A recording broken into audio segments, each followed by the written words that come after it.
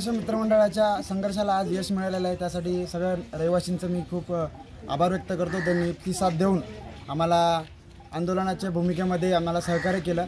पण मी जे काही संबंधित ठेकेदार आहेत किंवा अंबरनाथ नगरपालिका यांना मी एवढं सांगेल, जर हे काम आता 7 नारळ फोडून उद्घाटन आपण केलेलं आहे आणि 7 दिवसात किंवा जेवढा वेळ लागेल वेळ लागू द्या, वेळेला काय हरकत नाही, पण काही तांत्रिक अडचणीमुळे हे काम थांबू नये अशीच अपेक्षा मी नगरपालिकेकडनं करतो। आणि जर का हे काम जर काय तांत्रिक अडचणीमुळे तर थांबणार असेल तर आमची भूमिका पुन्हा उपोषणाची असेल आणि यावेळेस फक्त आम्ही पत्र देऊन थांबणार नाही, त्यावेळेस खरंच उपोषणाला बसणार। गेली 1 वर्षापासून आम्ही ह्या रस्त्यासाठी पाठपुरावा करत होतो।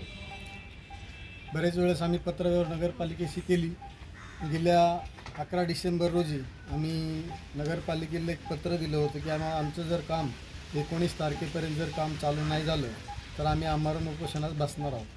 तर ते आमच्या पत्राची दखल घेऊन जे आपले रसाळ साहेब आहेत त्यांना आम्हाला सहकार्य केलं आणि पन्हाळे साहेब आहेत त्यांना आम्हाला सहकार्य करून आमचं काम आज चालू केलेलं आहे आणि त्याचं भूमिपूजन आज झालेलं आहे। तर हा संघर्ष मित्र मंडळाचा आणि येथील गणेशनगर वरचा पाडा येथील रहिवासी यांचा विजय आहे। या रस्त्यासाठी भरपूर लोकांनी प्रयत्न केलेत, जसे धनंजय सुर्वे असतील, चंद्रकांत गांगुर्डे असतील, शत्रुघ्न मोप असतील, बाकीचे अजून एक प्रशांत खरे वगैरे असतील। या सर्व येथील रहिवाशांनी आणि कार्यकर्त्यांनी आणि आम्हाला सहकार्य करण्याने भरपूर यांना या रोडसाठी सहकार्य केलेलं आहे, त्यांचं मी आभार मानतो। आणि आजपासून आमचं हा रस्त्याचं काम चालू झालेलं आहे। त्यामुळे आमची एकच अपेक्षा आहे, जे कोणी कॉन्ट्रॅक्टर असतील त्यांना हे रस्त्याचं काम व्यवस्थित उच्च दर्जाचं करावा एवढीच अपेक्षा आमची त्यांच्याकडून आहे।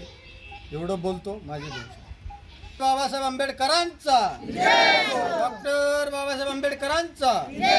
वरच्या पाड्याचा रस्ता अनेक वर्षापासून रखडलेला होता, तर संघर्ष मित्र मंडळाला आज यश आलेला आहे आणि रस्ता होतोय ह्याचा सगळ्या रहिवाशांना आनंद आहे।